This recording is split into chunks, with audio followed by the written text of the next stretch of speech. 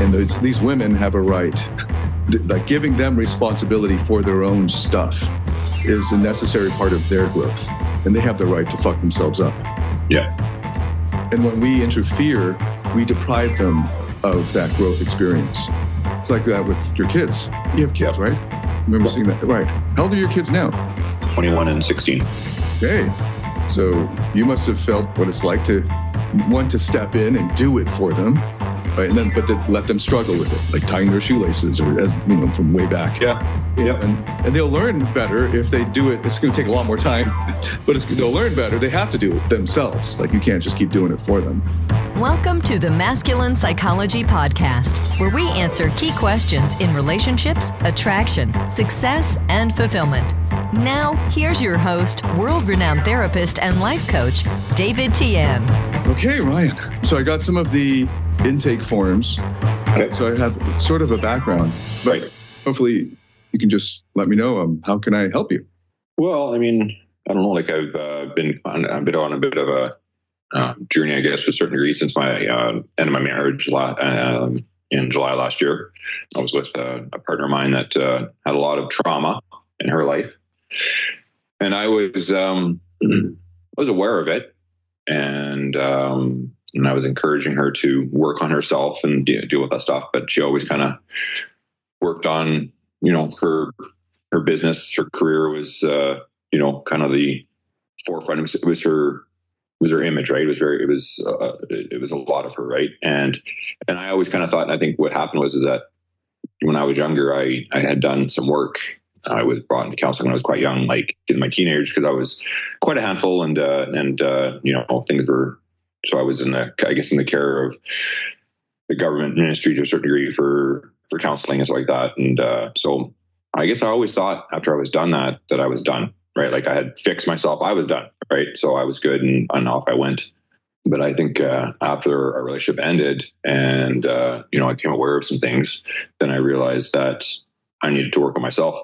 So it's kind of what happened. I went down, I tried the family systems therapy, I think it was the IFS. Mm-hmm. And I connected with one guy for that. I think he was fairly new to it. We just didn't really connect. I did about 2, maybe 3 sessions with him, and I just didn't connect with him. So I was seeing another counselor. So what happened? Our marriage started to unravel. And in January of last year, I started to try to get some help for myself to try to help dealing with her, because I knew she had trauma, and I knew that I was not doing very well at managing her. Maybe not her, but just being there for her and understanding. So I ended up at a counseling thing, which is basically with the university here. It's very cheap and reasonable. And I was with him. And then him and I were seeing each other for quite some time. But then he said that he was seeing actually a psychoanalysis, or is that correct?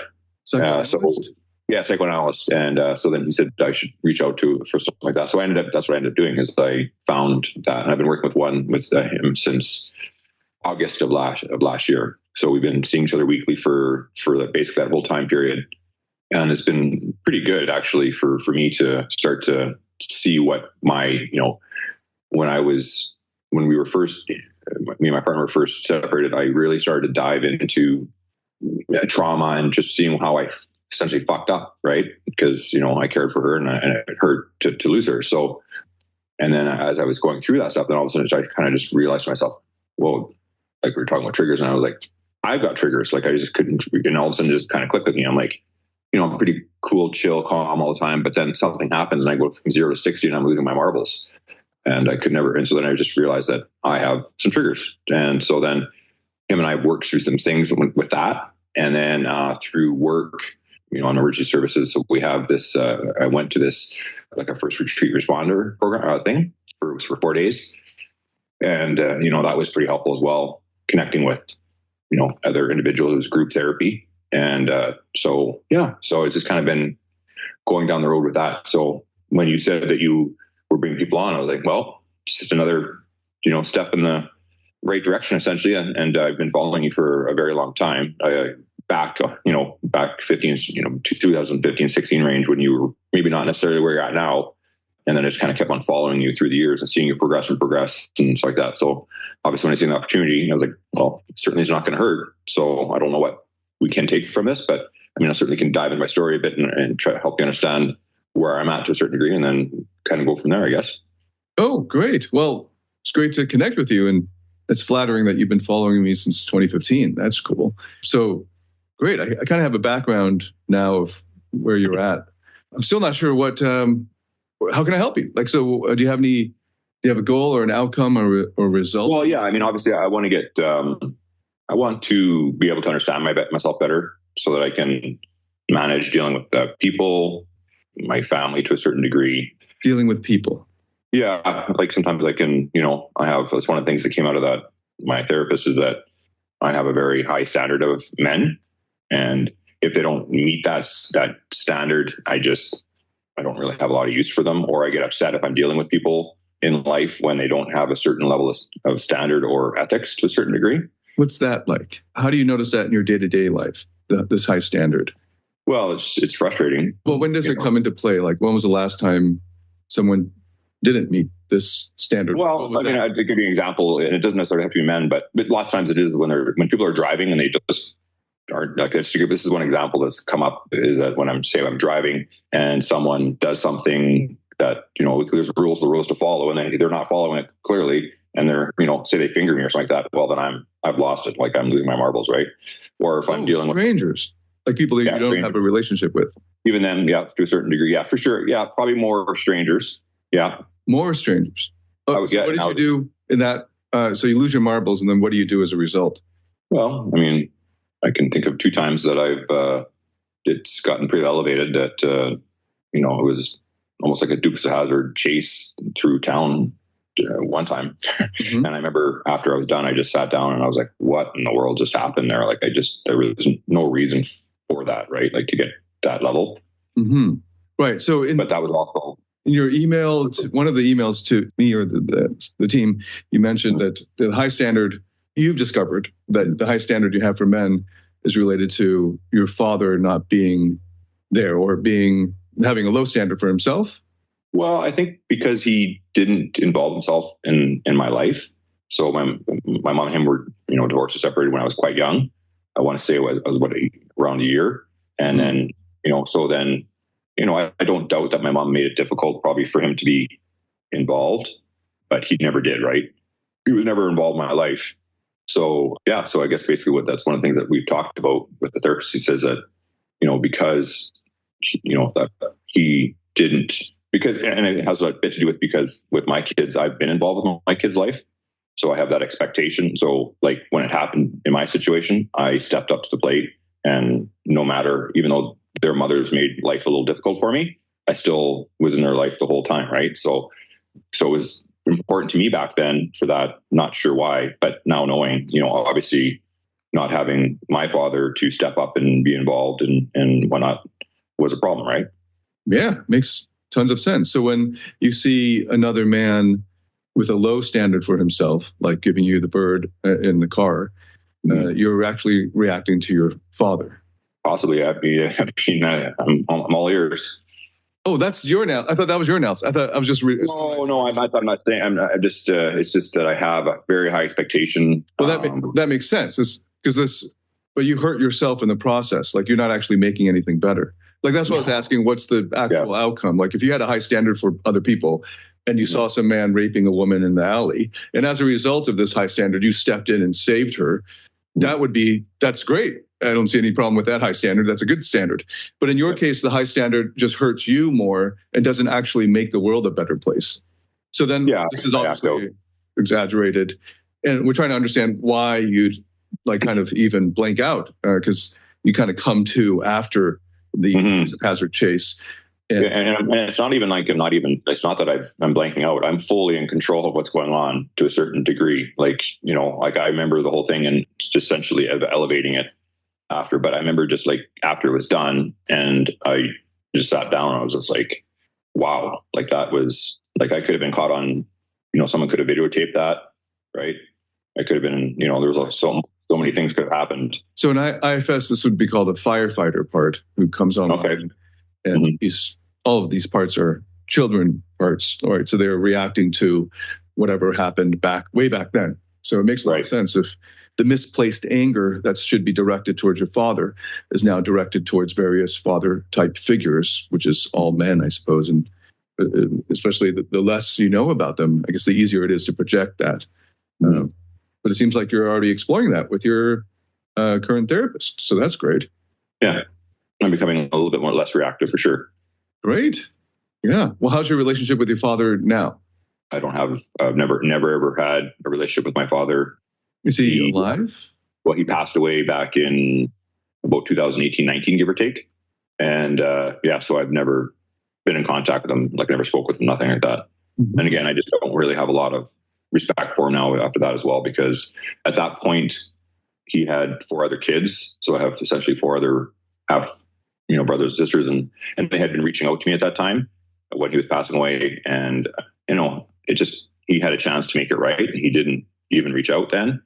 So, and he, at the end of the day, he just didn't conduct himself.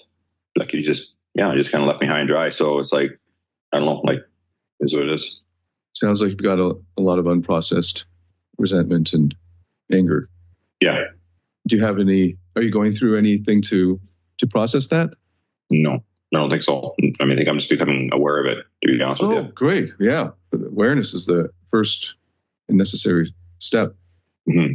Have you been to does he have a tombstone or a grave? No, I didn't even bother to, nothing like that at all. Just, it's basically for me was like, well, it obviously kind of puts the final nail in the whole situation. So, sorry, what puts it? His passing puts his passing, and not him even reaching out or, mm-hmm. and leaving. Like, and it's really not has anything to do with like I'm well off, so it's not like I need financial support from him. But he never did financially support me when I was growing up. Like he never paid child support or anything to my mom. We struggled back then, but now I've been in my career for almost 30 years, so I'm set to a certain degree. But just not even maybe including me in the will to say, hey, you matter. Not that I needed that. It's not the financial aspect of it. Yeah, I can hear the anger and the resentment, which is completely reasonable. Everything. I think anyone listening would be on your side as you're describing it. And yet he's passed, so to some degree he's got some kind of peace. But mm-hmm. You're still holding this burden of him. He's haunting your mind. I mean, this wouldn't matter to you. You wouldn't care this much unless you wanted to be loved by your biological father, which we all do. Sure. And that's why it hurts so much. Right. So I'm probably not fully mad at him to a certain degree because, I know my mom and, she doesn't make things easy. And, she probably encouraged or made it difficult for him to even think about that because she moved a fairly large distance away. Mm-hmm. Right. So, she plays a part in this as well. Mm-hmm. And how's your relationship with your mom now? No, my mom and I have never, ever, for the most part, ever had a very good relationship. So you don't see her much now, right? I try to see her as little as possible. We used to see each other more when the kids were younger, but both boys are quite a bit older now, right? They're, they're well on their way. So they're doing their own thing. So, and she's just so frustrating to be around sometimes. Right. Okay. So, well, one of the things that we would do if we were in an ongoing therapeutic relationship would be to have a way to speak to the dad in your mind and the mom in your mind. Mm-hmm. Your mom is still here, so you could have those conversations with her in real life. And of course, it wouldn't require her to respond in any way because this is you with these parts of you that are holding these resentments, being able to offload them. Mm-hmm. In Gestalt therapy, there's a really great technique called the empty chair technique. So if your therapist knows how to do that sort of thing, then that would be also a great way to process this. But you're already on the way. You're on that first step of awareness and noticing how it affects your life now in the day-to-day. Right. Yeah. And all of this anger towards your father and your mother also for demonizing your father to you. And this is we now know that this is a sort of a child abuse where you're demonizing the other parent, especially if it's the same gender as you, the parent that's being demonized. Right. We internalize all of that. And like half of you, by DNA, and we know this instinctively, is the biological other, the father or the mother, whoever's being demonized. So she's kind of, as she's attacking the father without him being there, to you as a child, to some degree, you must feel that as an attack on yourself, that half of you, anyway, that you've inherited biologically. So all of that's going on, and this is all, it seems like, unprocessed resentment, and we haven't moved to the stage of kind of like grief yet, because that anger is still below the surface. Okay. Well, I think you're doing great. You're making good progress on this. Yeah, I think I've come a long way in the last year or so, for sure. Definitely more in the last, since January, February, for sure. And then with this therapist now, I would say the last 6 weeks has been where he's obviously he's dialing it down, and we're starting to talk about things. Then, I'm starting to, the stuff I sent to you, right? It's starting to makes a lot of sense to me, right? Mm-hmm. Fantastic. And I guess, to be honest with you, like in my career, to be honest with you, when I first started my job, it's always been the job that I wanted, and this and that. And then when I got there, it was actually partly one of the biggest disappointments of my life, because the men that I worked with were not, not all of them were very good, high quality people, right? There were a lot of bullies and probably people dealing with their own shit to a certain degree. So about the first 5-8 years of that, I actually contemplated leaving that and doing something else. But now we've, people have left, retired, moved on, and we've hired more intelligent people, and the atmosphere around there is definitely improved. So that makes me, when I go to work now, at least I go to work, I enjoy when I go there. That sounds great. And you're a first responder, so you're in EMS, emergency services. Yeah. All right. Good. Is there anything else that I can help you with? Looks like the psychoanalysis is serving you well so far. Yeah, I think so. I guess at the end of the day it is. I don't know a lot about IFS therapy and like that. Like, I know you talk about a lot in your podcasts, and I hear about these parts and like that. And I wonder, like you talked about the firefight, was the firefight, right? That part there, I feel that a lot coming out. Oh, when was the last time? You mentioned it when you were in the car and this guy gave you the middle finger, and so that was like a firefighter part who kind of took over. Or if I'm dealing with, just dealing with people that are unreasonable, I really believe in fairness to a certain degree. Like, I really bother me when people don't treat me fairly, because I really believe in treating others very fairly. That sounds great. What was the example? Like what happened in life, real life? Well, I mean, just a good example, like even just earlier today at work, a person, we were having a discussion, and it wasn't like both ways, and he kept on cutting me off and then saying essentially what I was saying was wrong. And I got to the point where I was like, I could feel I was getting elevated, and I basically was calling him out on it. Like, I'm like, I work with 120 other men here, and not a lot of them cut me off like you are right now. You're not really listening, and I could just feel like I was, my old self was about ready to come out, right? Mm-hmm. Right, and really lose it to a certain degree. Right. Do you understand that this is that degree of anger is directed at your father? No, I don't. But okay, I'd be curious to know more. Okay, good. So we can do some work here. So part of what I'm careful with on these one-off sessions is if we do this deeper inner work and we don't have an ongoing relationship, then I can't follow up. So usually what we need to do is establish a trusting relationship between us, and then we can do more of this parts work. But we can speak directly to the protectors that don't understand this firefighter, right? So let's do that. So let's just point out that this is above and beyond what is necessary in this case. I suspect, but let me learn more about it. Okay. Why did you have to have this conversation? Was there supposed to be some kind of decision made as a result of the conversation? Not really a decision made from it, but it was about. It was just about. It was a conversation amongst a whole bunch of people to a certain degree, and when I'm talking to people, a lot of times I do appreciate actually people giving their 2 bits, and I might actually learn something. But that's not what I was getting from this particular individual. Is this particular individual allowed to have his own opinions that differ from yours? Sure, absolutely. And is he allowed to be a jerk? I mean, does the law in Canada protect his right to be a jerk or an asshole, like without breaking any criminal, like actually. Yeah, I guess it's fine to be. Yeah, sure. Okay, right. So healthy boundaries are when we take responsibility for our own actions, words, beliefs, feelings, and we don't take responsibility for other adults' actions, beliefs, feelings. Okay.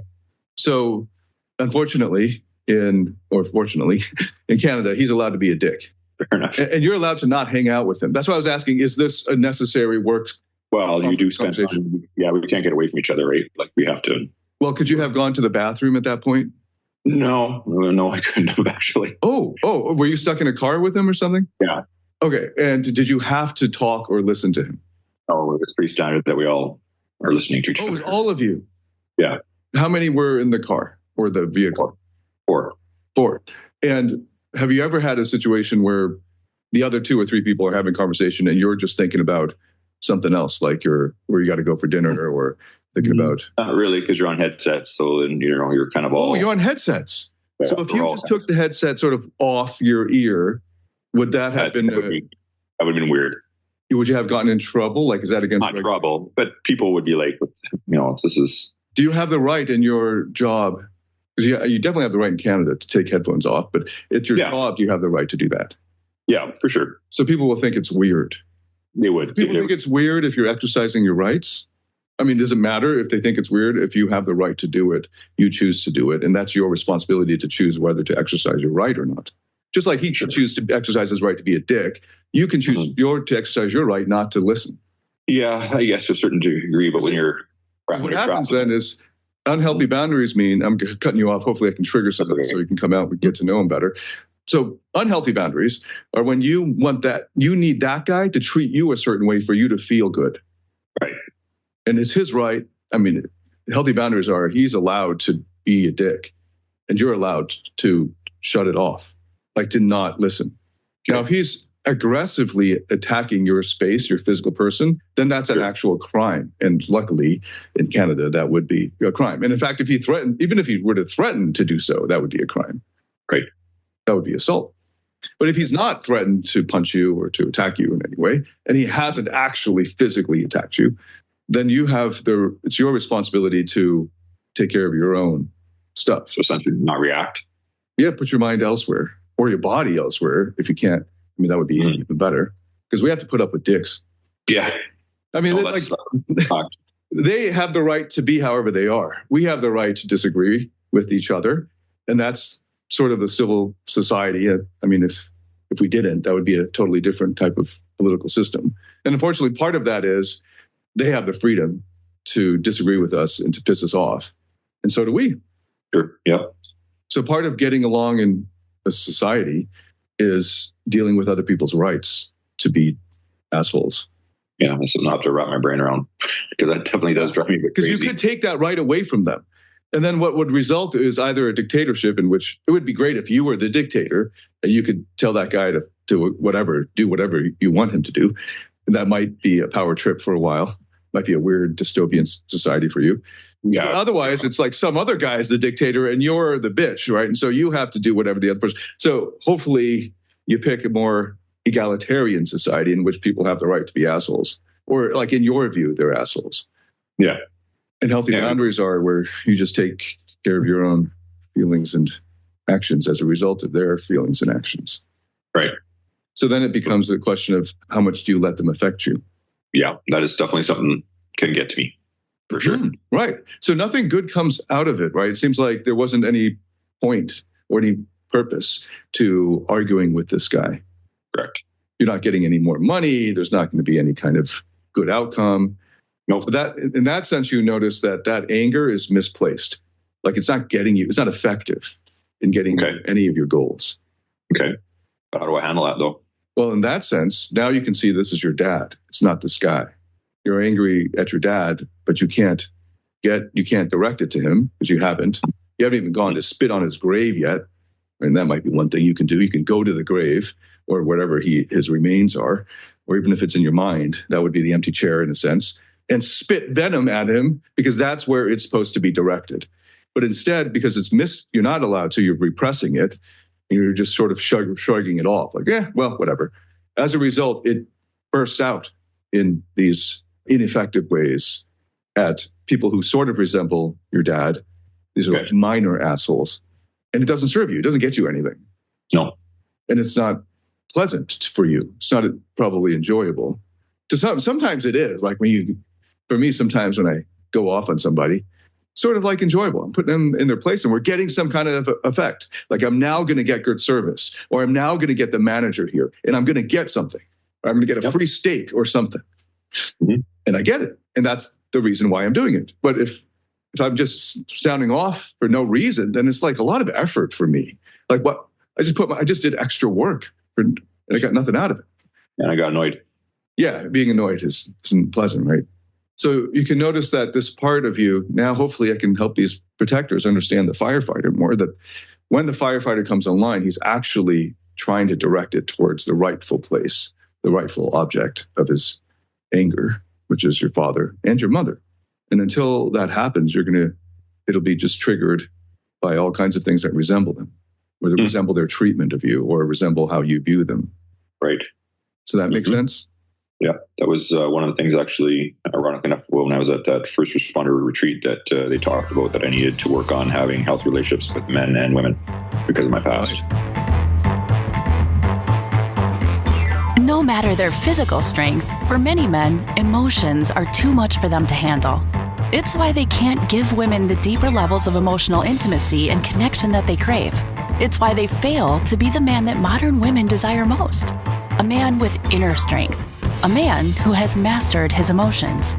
Find out how to master your emotions through David Tian's Emotional Mastery Program. The Emotional Mastery Program is a step-by-step system that integrates the best of empirically verified psychotherapy methods and reveals how to master your internal state and develop the inner strength that makes you naturally attractive, happy, and fulfilled.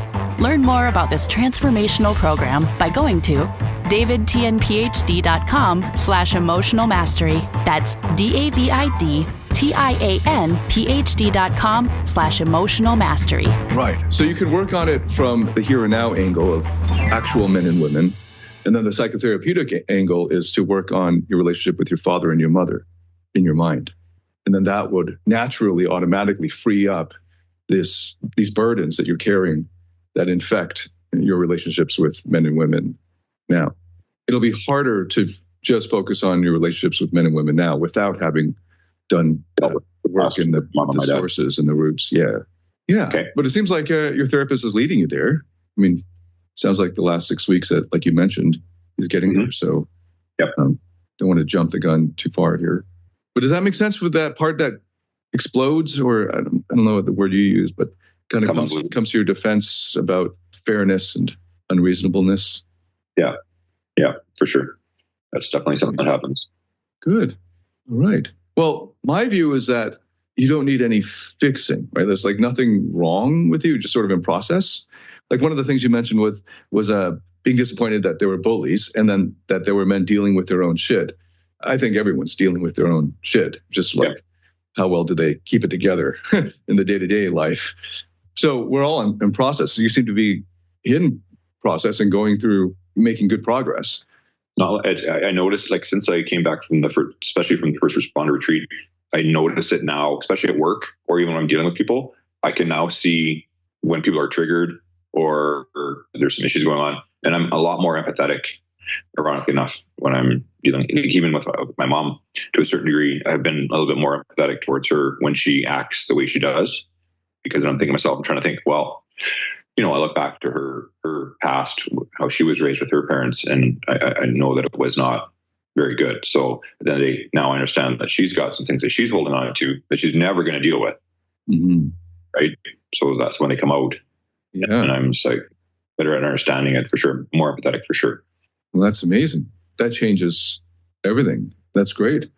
So I was saying that to kind of give you this view that I don't see anything wrong that needs fixing. So it seemed like there was an assumption that here I am and make me better. So unless you give me a goal that you want to aim for, I don't really know what to fix. I mean, I'm curious how life is in where you are in BC, that kind of thing. I don't see anything wrong with you. You know what I mean? So These aren't going to be things that are wrong or need fixing, or that I don't think anyone's like done with their growth as a human being. So it seems like you're getting a reasonable handle on the anger issues and how they go back to your dad and your mother. Is there anything else that I can help you with? I think a little bit like for me over the years, when I've picked my partners, the girls I've been with, that they, essentially the white knight syndrome to a certain degree, where I go in there and it's like I dust them off. I know there's some issues and I recognize it, and I'm empathetic to a certain degree, and I'm thinking to myself, well, if I'm just really caring and show them love and I dust them off and everything's gonna be okay. But I'm attracted, for some reason I keep on. That's what I've done in I've had 4 long-term relationships, and I've always been drawn to, or I've ended up with those type of girls that have had issues with their fathers, or the last one with trauma from stuff that's not her fault, but then somehow I get drawn to that, and I just want to be able to somehow figure out why I do that, why I am drawn to these people. When I really in your career choice, you're helping people in emergencies, like in desperate need. Yep. So it's very noble. So again, there's nothing wrong with that. The desire to, how did you put it, give care and show people love, and to be attracted to people who could use you, like that you have a role to play. But it hasn't been successful though. None of the relationships were successful because at the end of the day, of those issues to a certain degree, I couldn't fix them. Mm-hmm. Right? Yeah. So, and how does it feel to let people go through their stuff without interfering? I have a tough time with it. Yeah. So it's sort of like, even when you see unfairness, maybe not even directed towards you, but maybe does that part that gets active or activated or triggered with anger feel that way when you see somebody else bullying someone else? 100%. Mm-hmm. And is there a good outcome as a result of that anger? Do you step in and stop the bullying? Step in, and I'm not scared to use my words to get people's attention and whatnot. Yeah, I've done it many times. Mm-hmm. And you're very effective at it. I mean, you've been in this career where you're helping people with urgent needs for decades. So it's effective, and you've been rewarded for it, and it's been to some degree fulfilling. Otherwise, you've chosen it as a career. So is it any wonder why you would recreate this dynamic, or you would experience this dynamic also in relationships? So okay, it's not just happening in your intimate relationships. It's like your whole life. Yeah. Yeah. Right. Well, so thank God there are people like you. I mean, so first of all, you have to appreciate the goodness in it. I think when you call it a white knight syndrome, and I made videos with that title, we kind of shit on it, like, oh, this guy's needy or something like this, a bad thing. But I want to make sure that we reframe it as neither bad nor good, and that because there's good things in it and there's bad things in it. Yeah. Right. So we want to appreciate the good to start. Like, we're not going to throw out the baby with the bathwater in this case. No, for sure. But I mean, at the end of the day, I'm no different than anyone else. That I would like to have a successful relationship where it's a safe place and you have someone there, right? So now we're going back to when it gets you in trouble, right? So even that earlier example of someone cutting you off and saying you were wrong, and then getting angry as a result of that, without any outcome, without any good result from that confrontation. Notice then we were talking about how they have a right to be this way. Right. And these women have a right, like giving them responsibility for their own stuff is a necessary part of their growth. And they have the right to fuck themselves up. Yeah. And when we interfere, we deprive them of that growth experience. It's like that with your kids. You have kids, right? Remember seeing that? Right. How old are your kids now? 21 and 16. Okay. So you must have felt what it's like to want to step in and do it for them, right? And then, let them struggle with it, like tying their shoelaces, or from way back. Yeah. And they'll learn better if they do it. It's going to take a lot more time, but they'll learn better. They have to do it themselves. Like, you can't just keep doing it for them. Yeah. So that kind of good parenting, rather than a paternalism of always stepping in and doing it for them, is the right balance when it comes to being with women who need helping.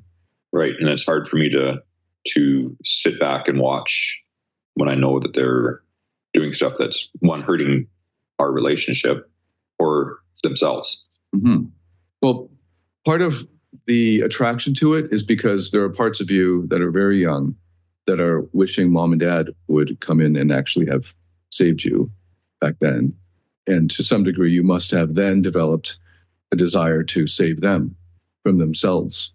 And all of those are unresolved. Like, because as a child, you can't save them, and they didn't step up and save you.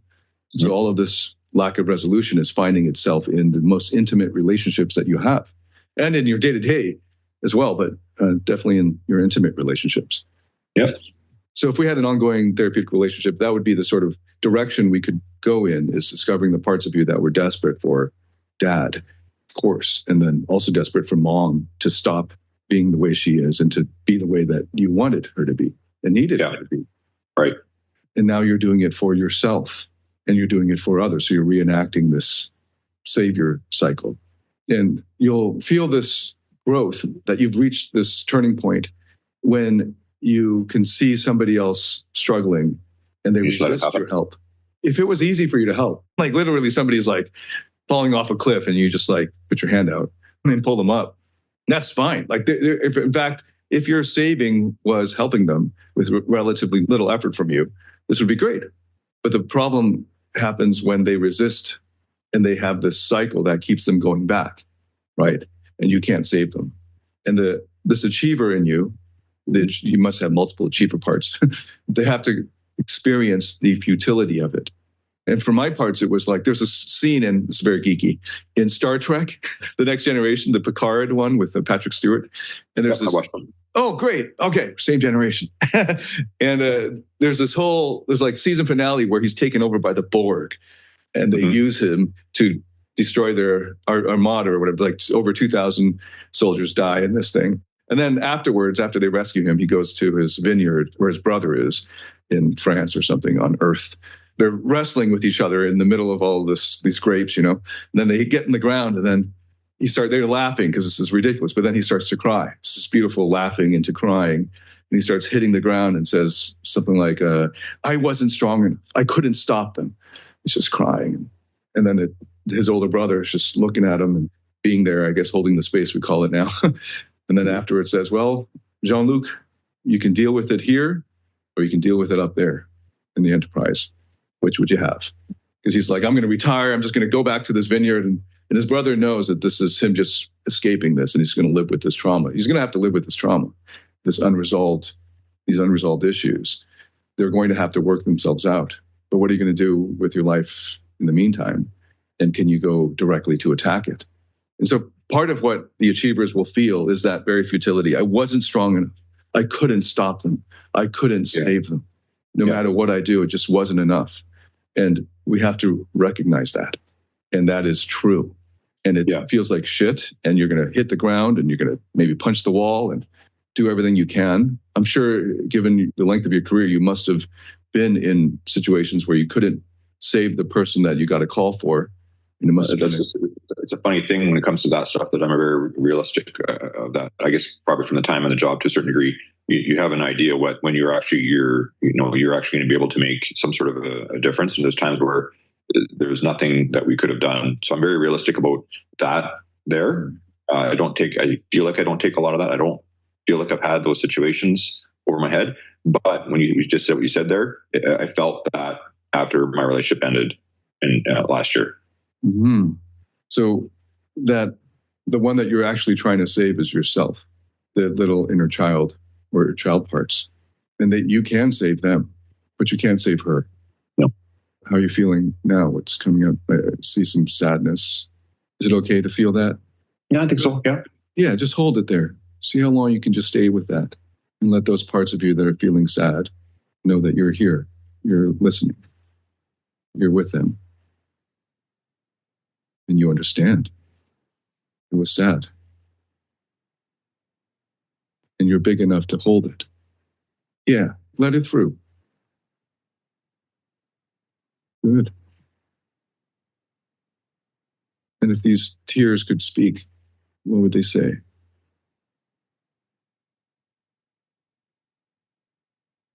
That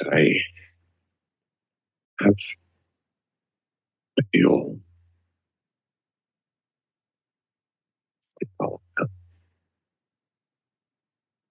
very grief, but I feel a lot of regret. Feel a lot of regret. Yeah. And what is it that is regrettable? The relationship ending that I could have been more understanding.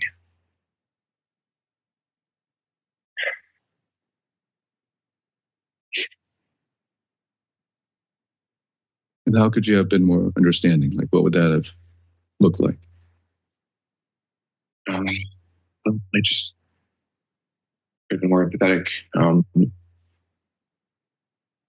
She said she didn't feel safe, not physically, but safe to near the end to share her feelings. And that hurt.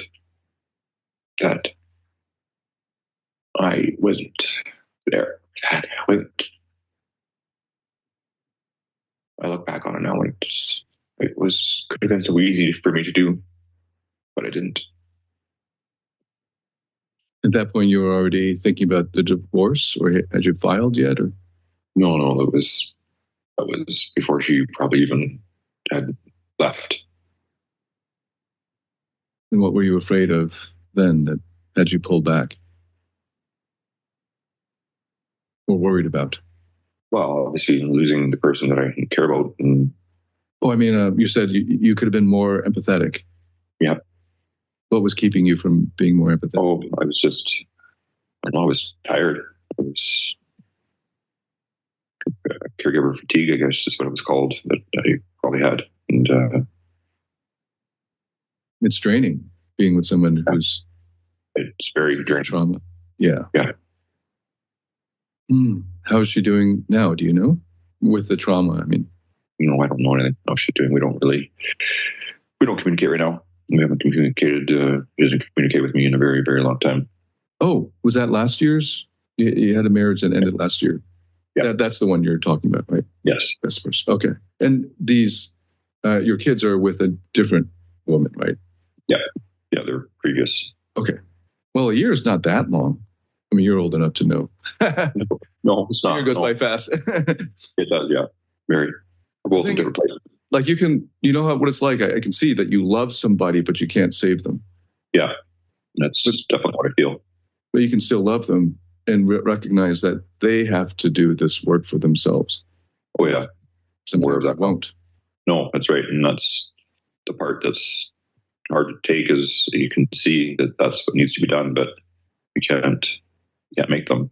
And then you think, obviously, the rest of your life too, like living like that, this would be hard. Like, I don't think I could do it. So it's not healthy for me either, right? Mm-hmm. Yes. Right. Deal with those things over and over again. I feel for her. Like, I know that what she's going through is real. I fully believe that that's real, what she's going through. I just wish that she would put the importance on herself enough to work on that stuff, besides having to be successful in her career. Mm-hmm. I always said if she just put 20% of the effort into herself compared to what she did into her career, that would go a long way. Yeah. Well, that's my sweet spot. Most of my clientele are exactly like that. They sacrifice their personal happiness for their career goals or to make more money. Yeah. Or, obviously money's a driver, but also it's her image. It's right, significance. Yeah, absolutely. Being the best. Of course, these are part of their own demons that they're not aware of. But it's that society celebrates these burdens, so it's hard for them to see. Yeah. So I guess the theme here is being able to still love somebody while watching them struggle necessarily, because they have to do it, and sometimes they won't succeed in that struggle. Yeah, and that's what I tell myself all the time, is that I do care for her and I do love her and I want nothing but the best for her. But it's hard to stand back and watch what's happened over the last year with her. Mm-hmm.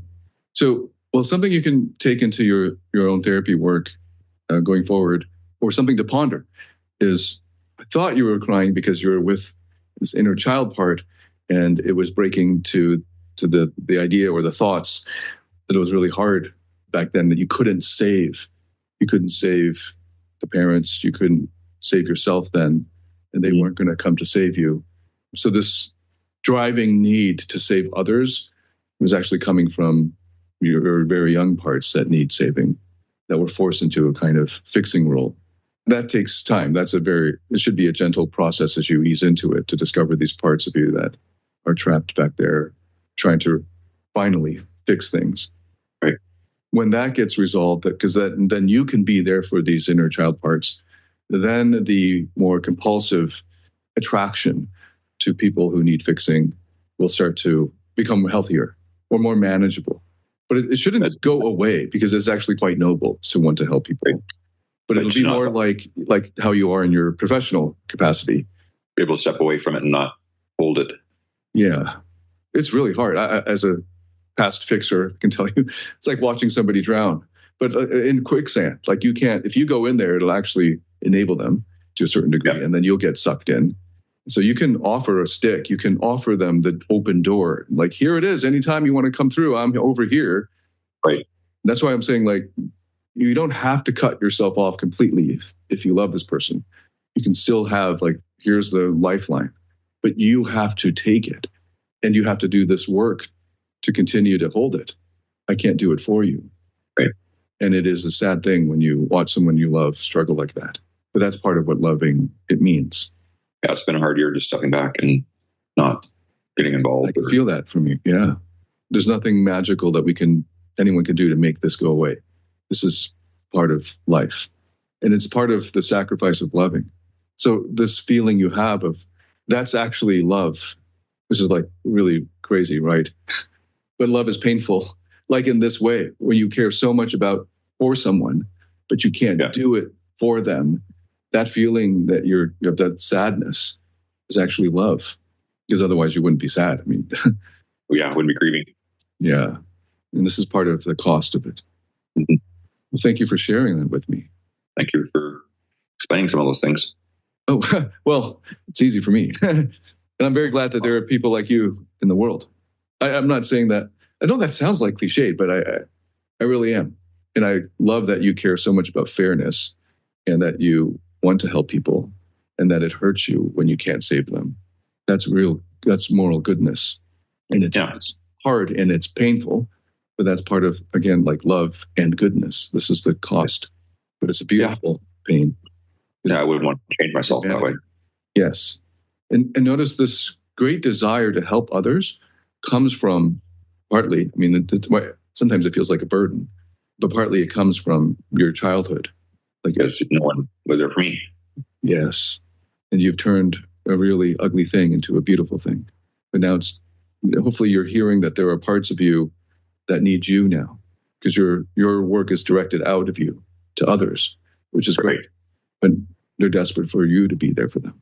I can see you know what that means. Mm-hmm. And that's beautiful. The next level for you is inside. It's just like going in, and I think you're getting there. So you're on the right track. Keep going. Okay. Well, it was a pleasure and honor talking to you, getting to know you. Keep in touch. Well, yes, I really enjoyed being able to connect with you, and I thank you for all of all the different podcasts and different things you've had over the years. It's been actually quite interesting to watch you grow to who you are. Thanks. Thank you. It's really gratifying knowing someone's watching. Oh, yeah, for sure. I have a lot of respect. Thanks. Likewise. All right. Well, keep in touch. Let me know how things go. And if you have any other follow-up questions, just send it to that same email, and I'll be happy to field anything. That sounds good. Well, thank you very much. All right. My pleasure. Have a good night. You as well.